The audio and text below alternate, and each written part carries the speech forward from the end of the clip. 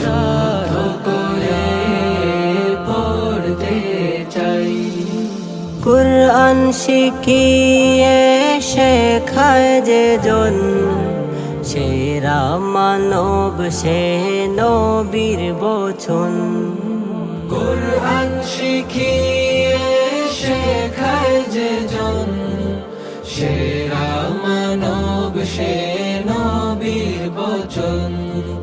নির্জন ভুবনে আসল জীবনে কুরআনে মুদের দিশা পাই।